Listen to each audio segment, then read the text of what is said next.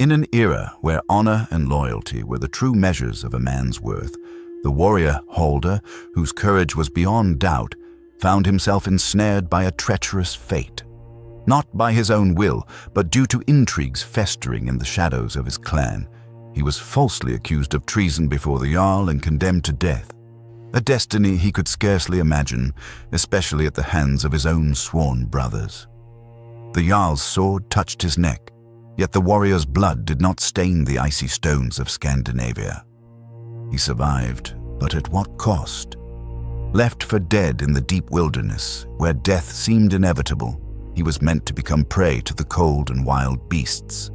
However, neither his pursuers nor the Jarl himself, who had signed his death warrant, suspected that Haldor possessed something capable of transforming him, an unquenchable thirst for vengeance. Haunted by the ghosts of the past, Haldor was no longer the man who once cherished honor. He was a phantom, a shadow wandering through the frozen forest, a man caught between life and death, driven by a burning desire to prove his innocence and punish those who betrayed him. But wolves were not the only threat. The harsh cold of Scandinavia was a relentless enemy, and his former comrades, now turned hunters, were on his trail, guided by a blood oath and a promise of retribution. Before Haldor lay the path of an outcast, one few would dare to tread, where every step was a fight for survival. But there was no turning back. The death intended for him would have to wait. The frozen Scandinavian forest, with its tall, somber trees, transformed into a merciless place where Haldor was forced to redefine himself. The wild seemed to have swallowed everything, yet he refused to succumb to the death lurking at every turn. The piercing wind carried his thoughts as he walked miles without direction, searching for food, shelter, and, most importantly, answers. His weakened body, scarred by past battles and the mark of the Jarl's steel, still found the strength to resist. Survival wasn't just a matter of physical might. His sharp mind guided Haldor through the darkness of the Viking winter. Each step brought him closer to his goal, to prove his innocence and uncover the truth of the betrayal he was accused of. But the relentless Scandinavian winter had its own language. The crunch of snow underfoot carried for miles, and with each passing moment, the wolves drew closer. Haldor, a skilled hunter, was not only easy prey, but also a predator himself. He knew that to survive, he would have to use all his senses, agility and cunning, qualities he hadn't needed when glory and honor were his constant companions. However, it wasn't just about the wolves. As he pressed on, memories of his own decisions haunted him. Was the betrayal a lie? Or had he failed the Jarl himself? Every step Haldor took was an internal struggle between who he was and who he needed to become to survive. As day turned to night, darkness became Haldor's only friend. He hid in caves, skillfully adapting to his environment, utilizing every available resource. Yet, in every corner of the frozen forest, loneliness seemed to consume his soul. Each flickering fire he lit to warm his body also ignited memories of his past deeds, which, like the flames, threatened to die out, constantly fueled by his thirst for vengeance. Haldor was no longer just a warrior. He was a broken man, fighting against his past and against the predators closing in on him. His journey of survival gradually became a question of redemption, where the line between honor and vengeance blurred in the icy cold of the Scandinavian night. The echo of familiar footsteps resonated in Haldor's mind, a distant warning that he was no longer alone in the frozen forests. Those who had fought beside him, who had shouted his name in triumph, were now his relentless pursuers. Each of them, driven by the pain of the betrayal they believed he had committed, spared no effort in tracking him. They were warriors, former comrades in arms, but no longer allies. Their once unbreakable loyalty had been shattered by the Jarl's lies and the fury of the treason accusation. Haldor knew that to survive, he would have to be faster, smarter, and more ruthless than ever before. But his former comrades were not the only ones pursuing him. Haldor's mind was flooded with memories of the battles they had endured together, of laughter around campfires, and of oaths sworn between swords and shields. How could it all have turned to ash? They were not just warriors. They were blood brothers, those who had entrusted him with their lives in combat. Now, Haldor saw them as ruthless predators, their eyes burning with a thirst for vengeance. He knew that no matter how hard he tried to escape, his former comrades would pursue him. The hunt had begun, and those who were once friends were now shadows surrounding him, each more dangerous than the last. However, the confrontation with his former comrades would be a test not only of Haldor's physical strength. He would have to face the echoes of past brotherhood, the broken oaths, and the burden of personal, emotional pain. The hero would come to realize that physical prowess alone was not enough for survival. He needed to heal emotional wounds, reevaluate the past, awaken his leadership qualities, and fight back against the bitterness that betrayal had sown in his heart. And when the hour of reckoning arrived, it would not merely be a sword duel, but a battle for souls, the outcome of which would depend on Haldor's unyielding will. Would he manage to reclaim his good name, or would he be consumed by the unquenchable thirst for vengeance? The morning mist, like a shroud, enveloped the abandoned village where peace and safety once reigned. Every empty street, every shattered window, resurrected memories of Haldor's past life. Here he had grown up. Here he had met those he called brothers. Here his character had been forged. Here he had claimed his first victory, made his first vow of loyalty, and given his first promises to his people. But now, no trace of its former glory remained, a stark reminder that the past never truly lets go, even if scars try to convince otherwise. It was in this deserted place that Haldor unexpectedly found the solution to a tormenting riddle. Among the wreckage, he stumbled upon a letter, yellowed with age, which in peaceful times would have been a symbol of friendship and trust. The words, written by the hand of a former comrade, opened Haldor's eyes to the true reason for his downfall. It turned out he had been the victim of a meticulously planned intrigue, involving those he had trusted implicitly. The Jarl, whom he had served with unwavering loyalty, was part of a cunning conspiracy, and Haldor had been cast as a pawn, meant to conceal dirty secrets. What Haldor had believed to be the truth was, in fact, a lie designed to orchestrate his demise. And the realization of this fact only intensified the pain of betrayal, for he had been used not only by his ruler, but also by those who had sworn eternal loyalty. Now, the weight of truth bore down on Haldor's shoulders. His path was no longer just about revenge, but a quest for justice, a thirst for answers. He stood at a crossroads, to drown in the abyss of anger and pain, or to remain who he had always been. A man striving to restore his disgraced honor. The discovery of the truth was both a liberation and a curse for Haldor. He now knew that his main enemy was not merely the sword hanging over him, but his own torments. He would have to overcome fear, doubt, and the thirst for revenge, for only by confronting the truth head-on would he understand that the real battle was not with his former comrades or the Jarl, but with the darkness threatening to consume his soul. The harsh winds of Scandinavia were not the only danger lurking for Haldor. The shadow of the Jarl, once his leader, loomed over him like an ominous phantom. Having escaped death and learned the truth about his accusation, Haldor understood that he could no longer hide in the icy forests. The ruthless and ambitious Jarl had already launched a full-scale invasion of the northern lands, seeking to crush any resistance to his power. For Haldor, this meant that war was no longer a distant threat. It was at his heels, and he had no choice but to challenge the one he once considered his friend. Aware of the scale of the invasion, Haldor prepared for the most important battle of his life. This was not just a physical clash, but a fight for justice. The Jarl had not only stained his honor, but had also jeopardized the freedom of an entire people.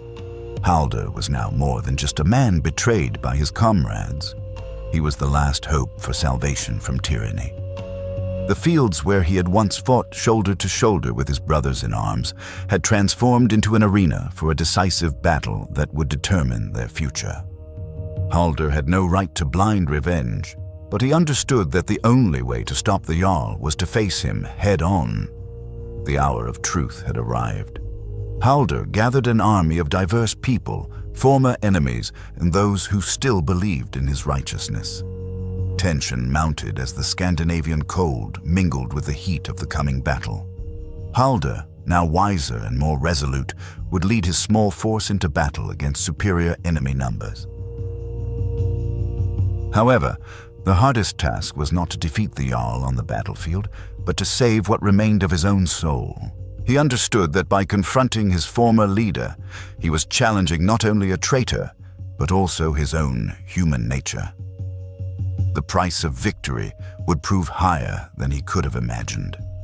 Before Haldor's gaze stretched the battlefield like an embodiment of destruction, where frozen earth mingled with hot blood, and where every sword swing cut the air like a cry for truth. The war against the Jarl had reached its climax, leaving no room for retreat or hesitation. Haldor's eyes, fixed on the horizon, caught sight of the Jarl's approaching hordes, an unstoppable avalanche of men driven by a thirst for triumph and dominion. But standing before them was no longer the wounded fugitive who once hid in the icy forests, but a leader hardened by pain and hardship, finally ready to come face to face with the one who had shattered his world.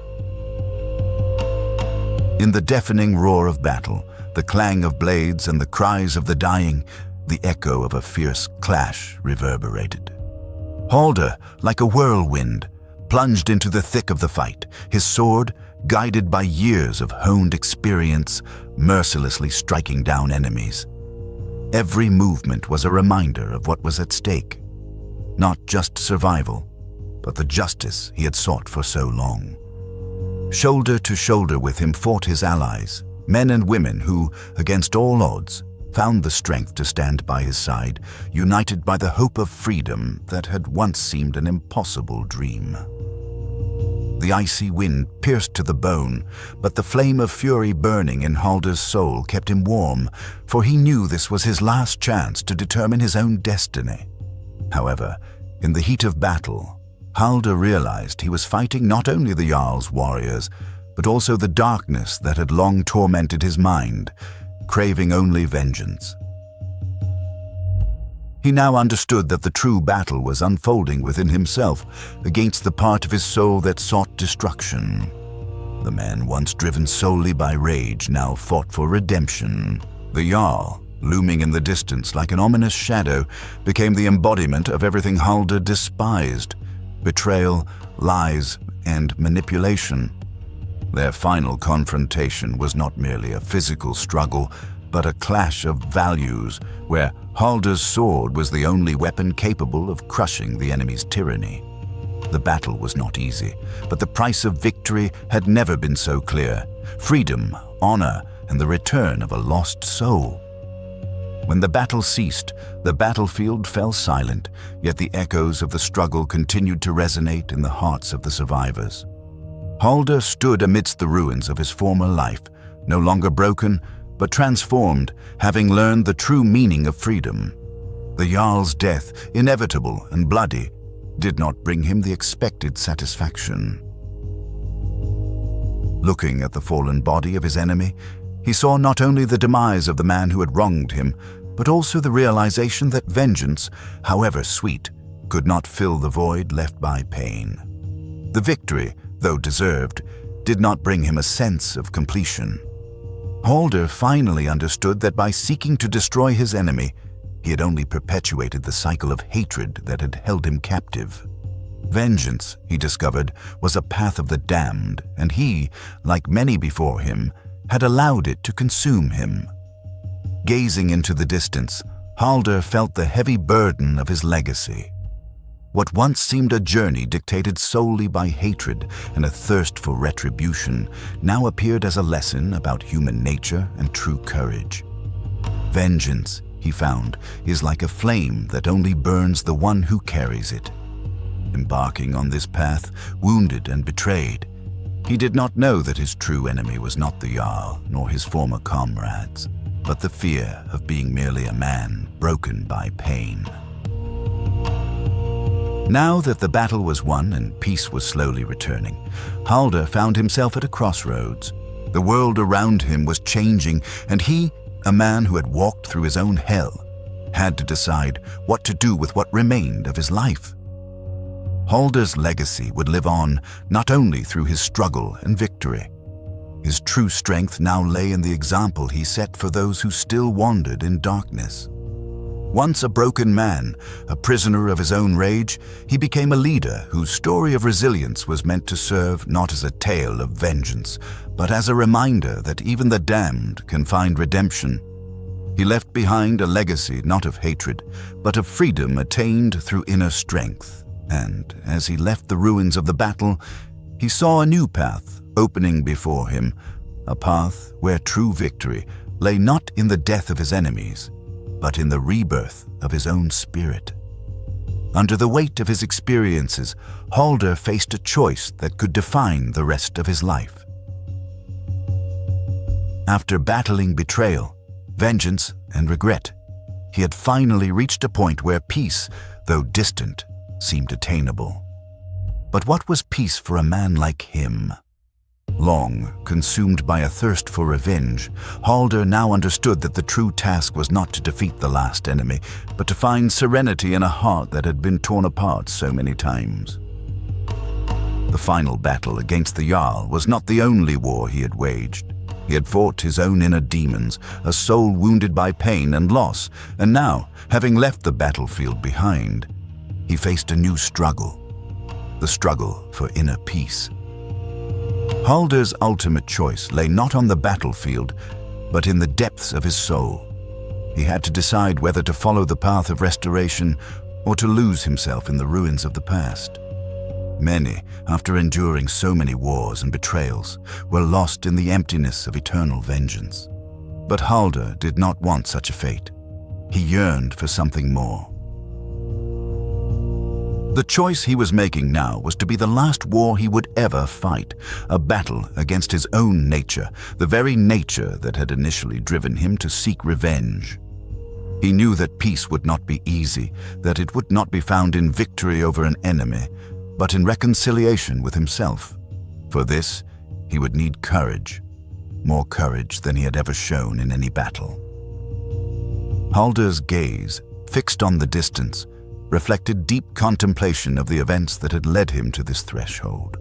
He had witnessed the demise of many comrades, endured irreplaceable losses, yet fate, as if testing him, had preserved his life. Now he faced a decisive choice, one no longer tied to military prowess or battle strategies. This choice concerned his capacity for self-forgiveness, his readiness to grant himself a chance at a new life. Haldor realized that the true struggle unfolded not only on battlefields, but also in the depths of his own soul, where victory sometimes seemed impossible. This choice would determine not only his personal destiny, but also the legacy he would leave to those who followed in his footsteps. Could he, a man betrayed and wounded by life, let go of the past and start anew? This was his last and most difficult battle. Having decided to confront his inner demons and forgive himself, Haldor embarked on a path different from his former one. This was no longer a road of vengeance, but a path of restoration, where he sought not only to reclaim what was lost, but also to redefine his very essence. Scandinavia, with its endless forests and rugged mountains, ceased to be merely a battlefield, transforming into a land offering the possibility of rebirth. Haldor understood that to achieve true peace, he needed to break free from the shackles of the past and look toward the future, liberated from the hatred that had once defined him. The process of redemption was complex and thorny. With each step, Haldor encountered echoes of his former self, a warrior whose body and soul were covered in scars. The pain did not vanish instantly, but gradually the realization came that true strength lay in accepting this pain and transforming it into a stimulus for growth. The one who once lived for vengeance was now nourished by hope and a yearning for a new beginning. He found true purpose in small deeds, such as helping the needy and fighting injustice. Redemption was not a straight road, but a winding path, requiring patience and resilience. As he progressed along this path, Haldor began to understand that his tragic story could serve as a lesson for others. He shared his experiences with those who, like him, lived in the shadow of pain and loss. Haldor became not only a fighter for justice, but also a symbol of hope, a man who showed by example that even after the most severe trials, one could find a path to redemption. He saw the meaning of his life in helping others rise, gain strength, and break free from the shackles of the past. Thus, a man once consumed by hatred and vengeance transformed into a symbol of hope, proving that even the damned can return to the light. The Scandinavian winter no longer seemed so harsh. Haldor, having found serenity and confidence, felt the ground beneath his feet with a new understanding. The path of redemption, which he had traversed with internal difficulties and victories, led him to a final test. He had the strength to rebuild his life, help others, and leave behind hatred and vengeance. However, shadows of the past still pursued him. The ruthless warrior he once was still lived within him, and the struggle with that self was not yet over. Haldor understood that as long as he lived, darkness would never fully leave him. For the first time, he realized that the true battle was not only with the outside world, but with himself.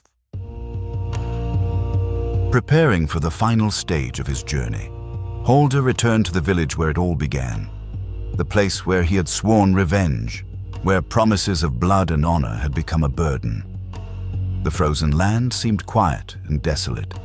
The abandoned village, once so significant to him, was now merely a symbol of loss.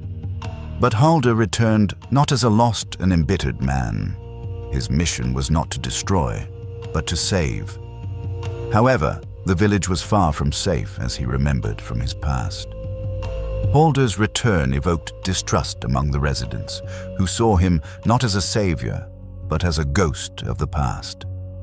To earn their trust, he needed to prove not only his intentions, but also the real changes that had occurred within him.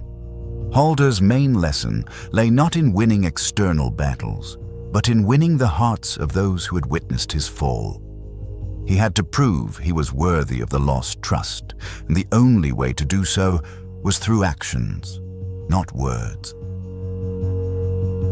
As the icy wind pierced through Scandinavia, Haldor realized that to complete his path of redemption, he needed to free himself from the burden of the past. He had to accept the consequences of his past choices and take a decisive step. The answer lay not in revenge or a new war. Haldor's true choice, the one that would determine his destiny, was the ability to move forward, not allowing the past to consume him. The village once again fell silent under the cover of snowstorms, marking the end of winter.